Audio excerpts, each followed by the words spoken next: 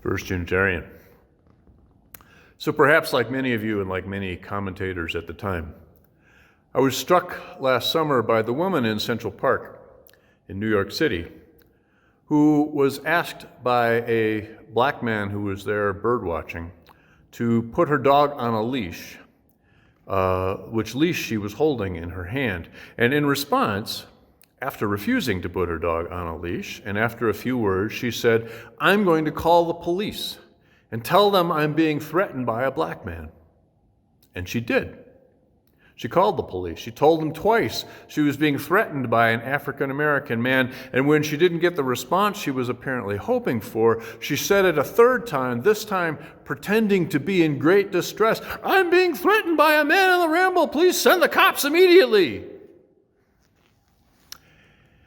And we know all this happened because the man filmed it all while standing still and speaking calmly, perhaps 25 feet away from where she was making the call, while holding on to her dog, still unleashed with her other hand. So I learned a new word not too long ago. The word is victimism. The tendency to play the victim, the adoption of a victimized persona, as in, and I made up this sentence, as in Amy Cooper used victimism as a weapon, knowingly and intentionally putting a black man's life in danger. Because she knew, as we all know, just as the black man knew, that white people imagining or just inventing aggression on the part of black men, especially towards white women, has a long history of being justification to inflict great bodily harm and control onto black people. To be fair, Amy Cooper did issue an apology later, admitting she had acted wrongly and irrationally by trying to put the man in danger. But victimism, I've been thinking about victimism, and victimism happens all the time. One of those things that once you see it, you just see it everywhere. I've seen it in neighborhoods and in churches. Someone acts out, makes an accusation, disrupts some plan from going forward, and when they get called on their behavior, immediately switch from accuser to victim. "No one listens to me. The group is oppressive or exclusive. So-and-so didn't play fair or isn't playing fair or whatever," and then the community or the group finds itself on the defensive, trying to take care of the person who disrupted things in the first place. If you've ever tried to set a healthy or appropriate boundary with someone about your time or your energy or your privacy, and then somehow you find yourself on the defensive, you might well have run into victimism. Instead of simply respecting the boundary, someone instead uses it as a way to feel and express feeling personally slighted, excluded, hurt, or insulted, playing on your desire to be a good person, to manipulate you into feeling bad and turning the attention back onto themselves. I've seen people do this without even knowing they were doing it. I've seen this in marriages. I've seen people I love and value do this kind of thing. It happens a lot. It works. One all too common example is what I recently heard referred to, and I actually really like this phrase, grievance conservatism.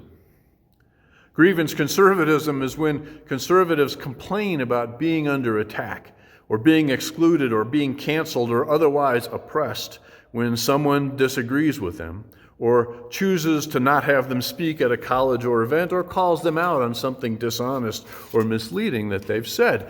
I think the entire fake news motif of the current president and his sycophants is a fine example of victimism. They would like you to believe that if the press reports what they actually said, or asks them hard questions, or questions their decisions, or notices that their political or judicial appointments are unqualified, or investigates possible crimes committed them or report by them, or reports anything that is unflattering, that they are somehow the victims of a vicious, biased, dishonest conspiracy. And millions of people believe them. That's amazing.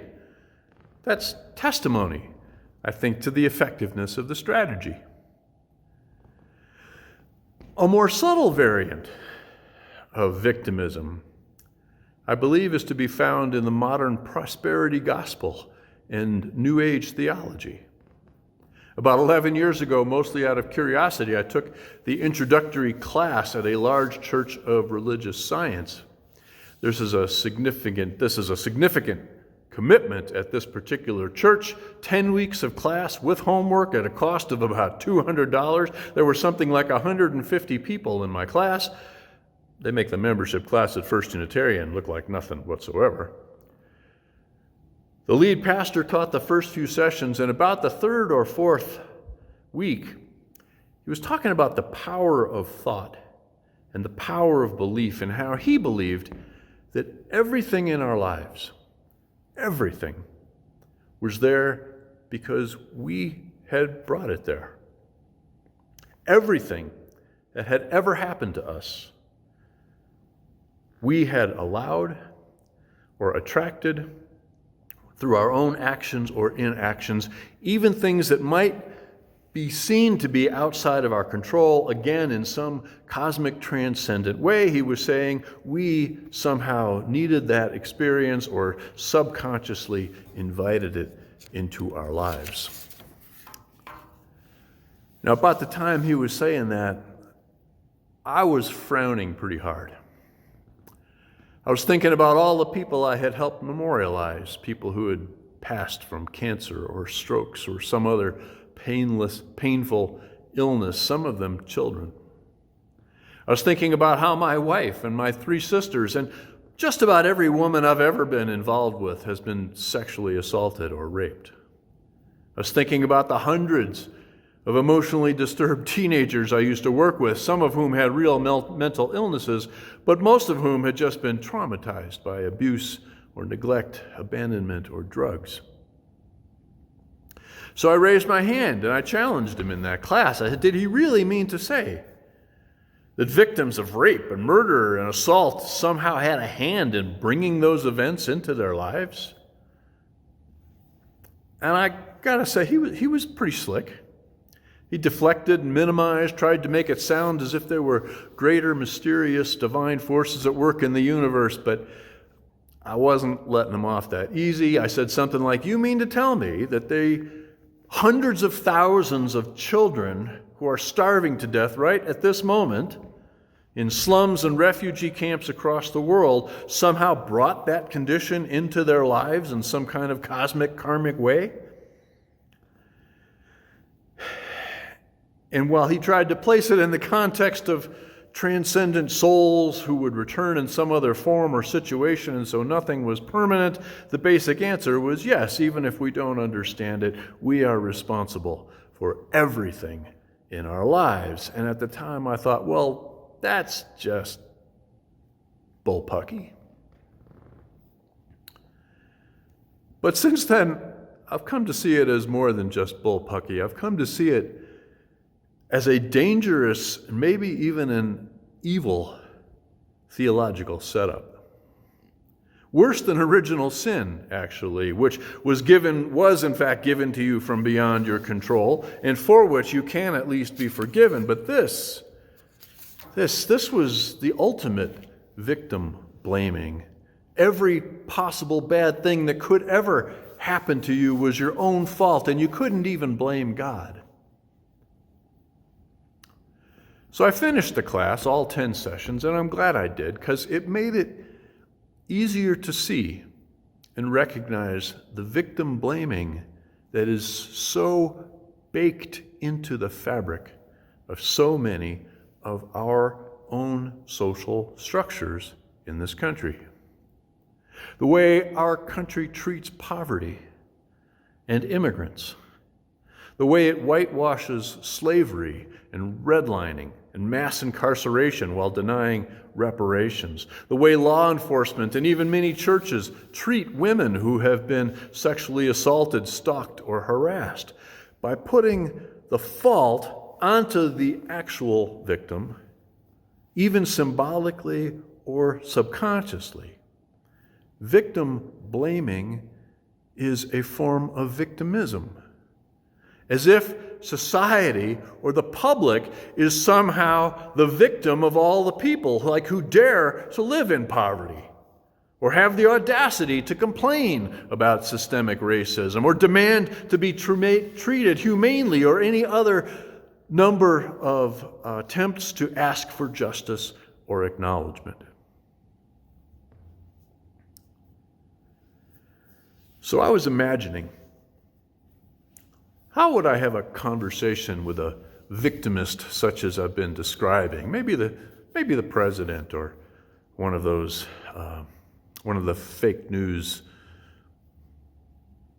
one of those accusers of fake news. And I was thinking about Rabbi Kushner's 3-step response to seemingly intractable conversations. Rabbi Kushner, you might remember, says he never enters a contentious conversation by saying, I think you're wrong and let me tell you why.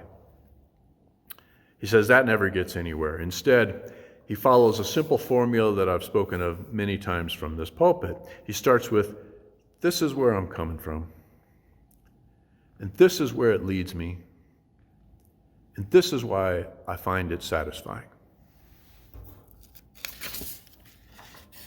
He says this still rarely changes anyone's mind, but this approach does dramatically raise the odds of having a real conversation instead of a pointless argument.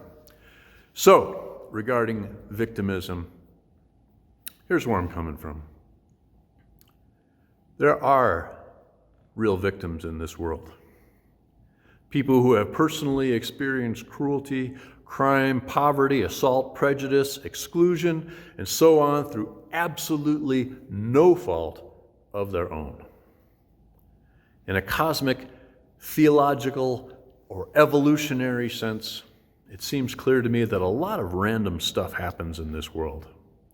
From asteroids crashing into the earth and killing the dinosaurs, to the luck of the draw when it comes to your genes and your particular odds of getting cancer or sickle cell or schizophrenia or living to be 100 years old, from the unlikely odds that your parents or mine met each other just when they did to begin the series of events that created you and me, to children born in refugee camps, or the random drunk driver who happened to crash into your family member who just happened to be on a particular road at a particular time. There is no God I could possibly accept who decides ahead of time which of two siblings who go off to war will never come back again, or which child would be attending first grade at Sandy Hook Elementary School on December 14th, 2012.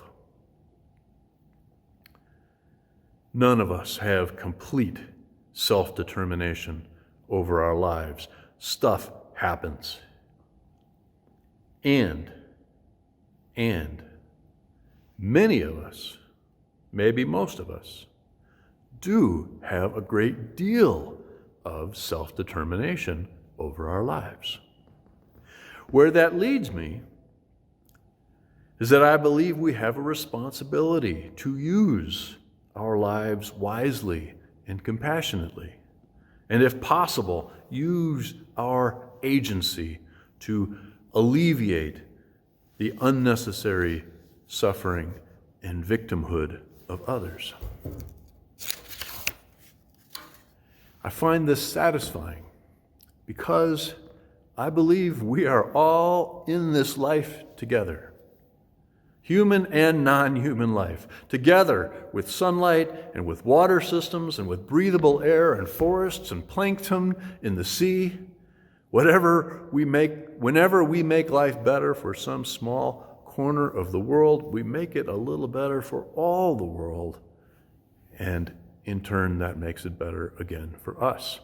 That's how interconnected I believe that we are. Jesus said, I send you out, and so be wise as serpents and gentle as doves. And this is my wish for all of us. Let us be wise enough to see through the phony victimism rampant in our social and political world, and gentle enough to respond in love to the real hurt that has been done. Amen.